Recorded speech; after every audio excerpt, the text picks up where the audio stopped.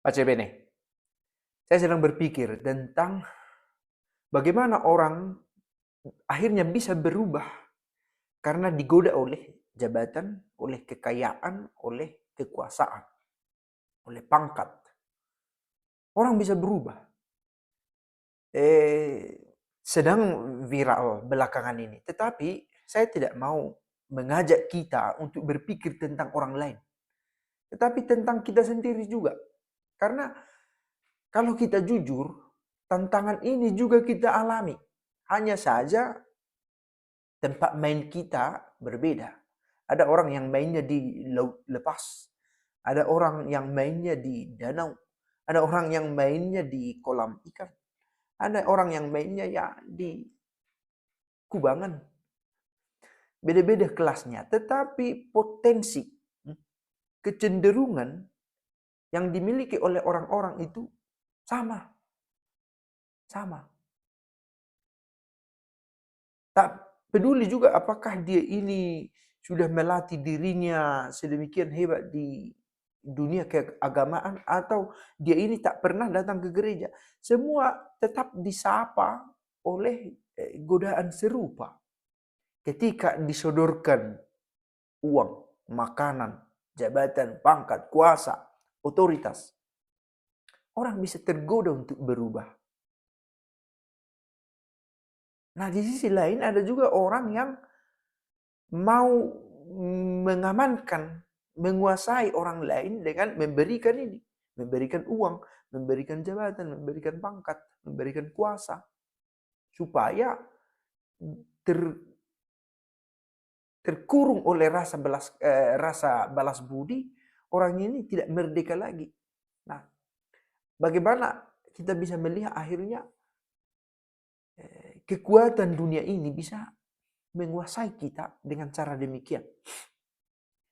Saya mau membahas ada 2 ayat di sini dari 1 Timotius bab 6 ayat 9 sampai 10.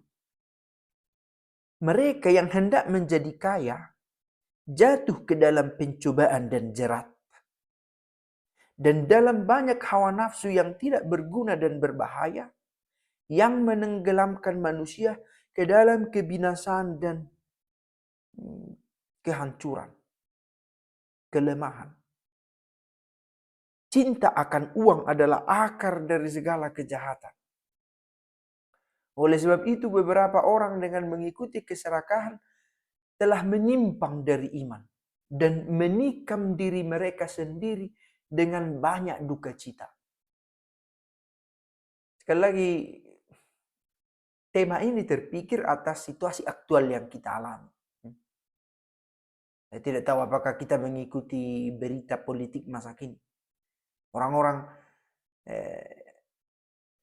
yang barangkali terlalu asik mendukung tokoh tertentu di dunia politik bisa saja menjadi tertutup mata hatinya melihat ada sesuatu yang salah begitu ya. Maka saya pikir perlu juga meninggalkan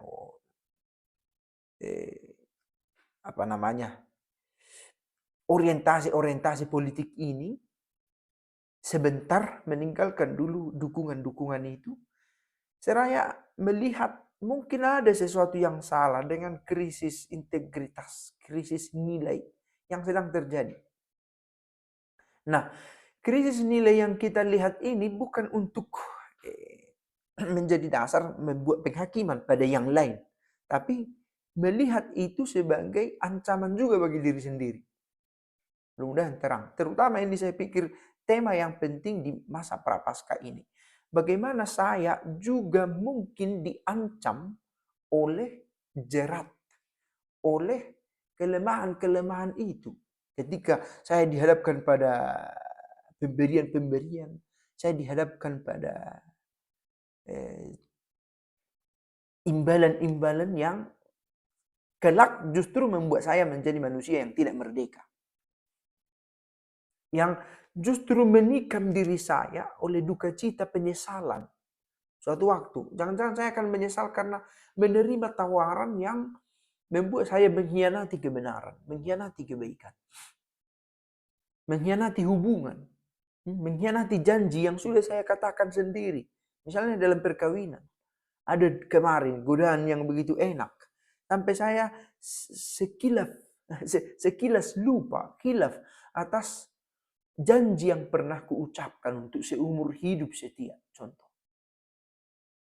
Entah setia ini kepada pasangan atau juga kepada iman.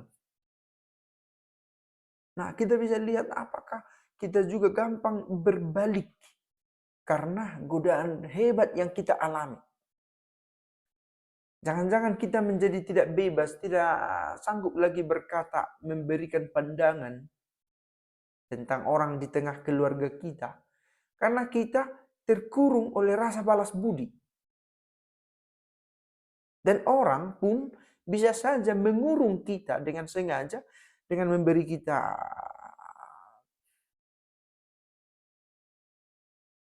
keuntungan-keuntungan, imbalan-imbalan yang lebih dari wajar. Dan motifnya tentu harus kita bedakan, pemberian yang berangkat dari tulus hati dan pemberian yang berangkat dari keinginan untuk menguasai. Nah, barangkali motif yang kedua ini, keinginan untuk menguasai ini, tidak selalu seburuk itu orang-orang terdekat kita, tetapi tidak tertutup kemungkinan. Karena itu, kerakusan bisa menenggelamkan kita pada kebinasaan. Dan keserakahan bisa membuat kita menyimpang dari iman. Dan memberikan kita tikaman-tikaman. Yang membuat orang dipenuhi rasa sesal akan masa lalu yang tidak bisa lagi diubah. Saya pikir dari peristiwa-peristiwa aktual pun kita bisa belajar tentang kelemahan-kelemahan kita. Dan sadar akan kelemahan ini, toh kita akhirnya kembali juga kepada Bapa, meminta bantuannya untuk sanggup bertahan setia di tengah dunia yang penuh jerat, tipu daya, yang bisa saja, kapan saja mencobai kita. Semoga Tuhan menguatkan kita. Ciao. Tentang kelemahan-kelemahan kita. Dan sadar akan kelemahan ini, toh kita akhirnya kembali juga kepada Bapa, meminta bantuannya untuk sanggup bertahan setia di tengah dunia yang penuh jerat, tipu daya, yang bisa saja, kapan saja mencobai kita. Semoga Tuhan menguatkan kita. Ciao.